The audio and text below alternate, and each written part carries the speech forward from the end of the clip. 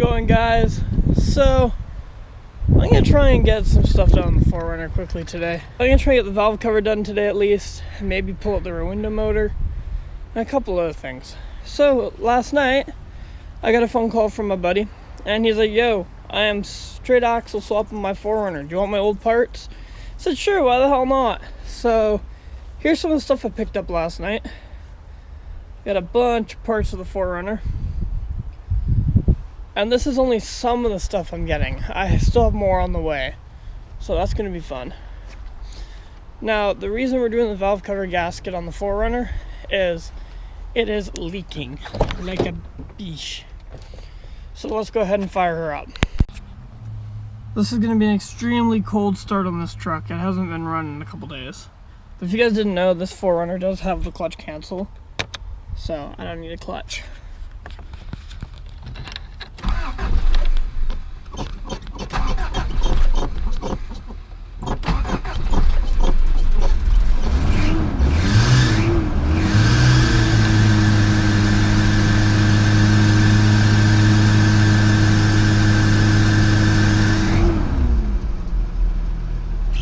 There we go.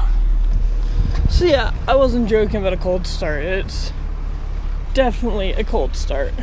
She's a little smoky too. Okay, so if we look back here, we'll rev it up a little bit. Good hard gas.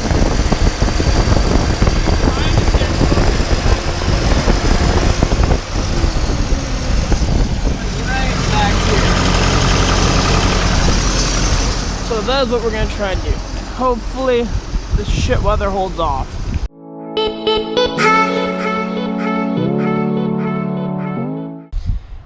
You guys saw me take off the valve cover on the lowrider when I did the video the other day. I'll put a link over in the description, top corner. Basically, all you gotta do is you gotta pull off the air intake. There's a few bolts here, and it pops right off. So I'm not gonna bother talking. I'm just gonna time lapse the whole thing, make it quick and easy, get over and done with.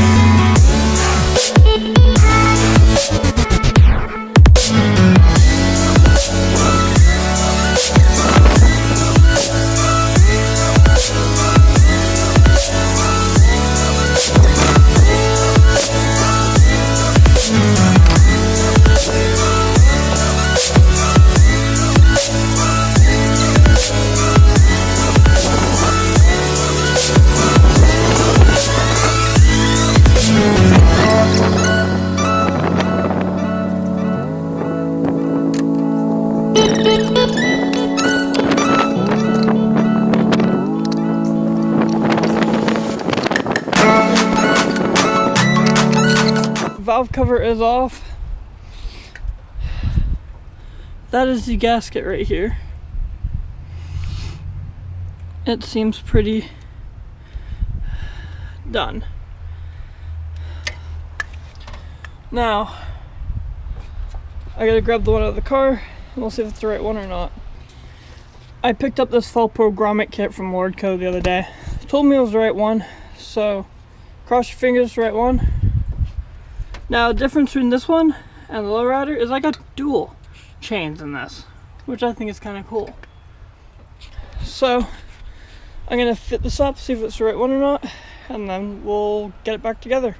Alright, so I got the new gasket all lined up here now. Just got to pull this old one off here. Take off this old broken bushing. Pull out these half circles too, if I can get them out, because I got new half circles.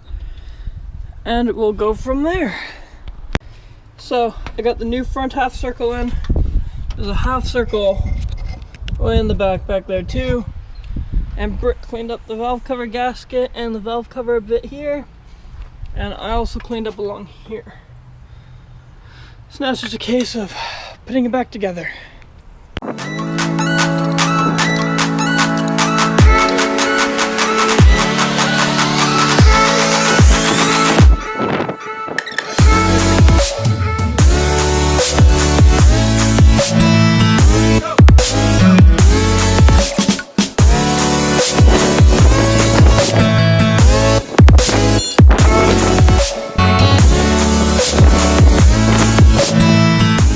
So I tried to use the new bushings, but for some reason on this one and those two, there wasn't quite enough threading there.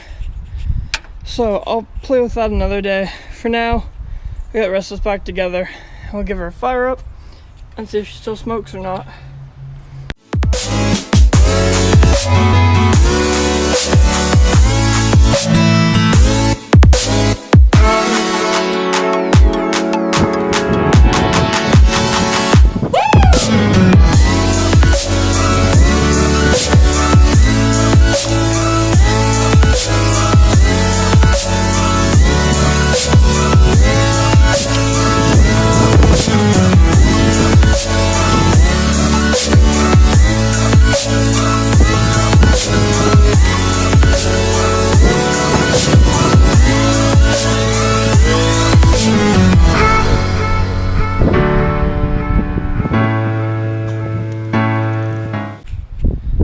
Alright, so I got all this back together now.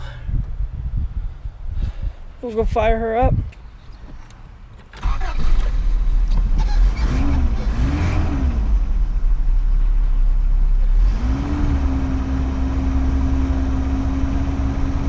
Five minutes later.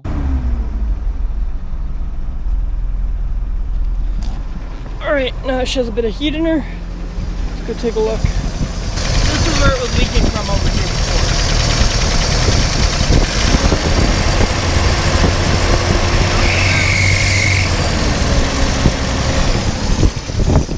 Yeah, so far valve cover is fixed. Now the next thing we're gonna fix is windshield wiper fluid. My plan right now is I'm gonna pull out this reservoir, and then in the Toyota I just put a brand new washer pump in it because in one of my other videos I showed you guys it was broken. So I think I'm gonna swap that over here. So let's get started on pulling this out. I pulled the wiper fluid reservoir off because it needed to be replaced as it wasn't working like I was saying. But anyways, I was under the impression when I bought the truck that this was being used as the diff locker. But no, it's wired up to the wiper fluid box. I'm pretty sure that pump's gone too. So now my question is, am I just being stupid? Or do I have four-wheel drive and just no lockers? That's something I'm gonna figure out probably next couple days here once the back window's fixed. But for now, I'm gonna go over to the lowrider and I'm gonna pull out its reservoir so I can throw it in this truck for now.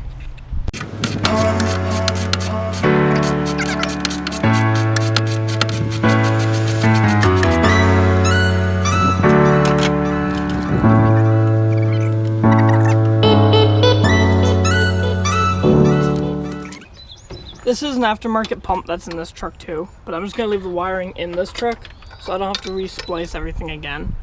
And I can just make new connectors over on the 4Runner. Now,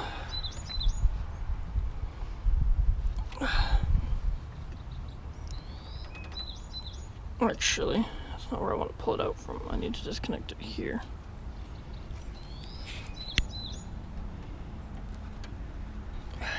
If I can.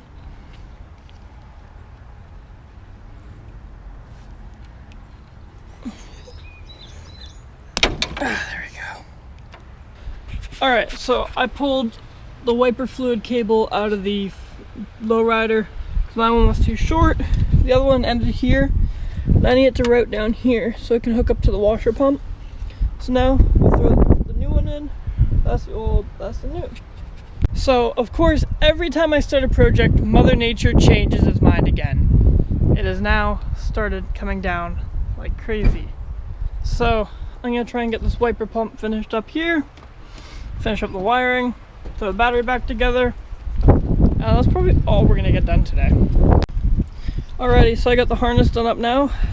The original harness was already spliced, so I just cut it and spliced it again up to these two, and then they both just have spade connectors on them, which plug into the pump right down there. Alright, so I got all this rehooked up again. That's hooked up down there now. And now it's just the factor to see if it wants to work or not. Crank the truck up, and we'll try spraying the window.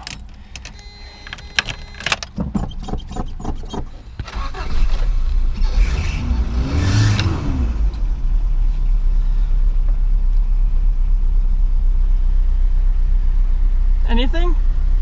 No noise?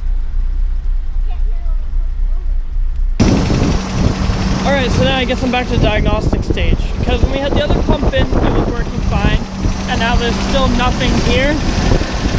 So, I'm going to grab my power probe out of the car. I'm going to probe the wires and see if there's power coming through it. And then, if there is, I'm going to guess it's just bad wiring on my part.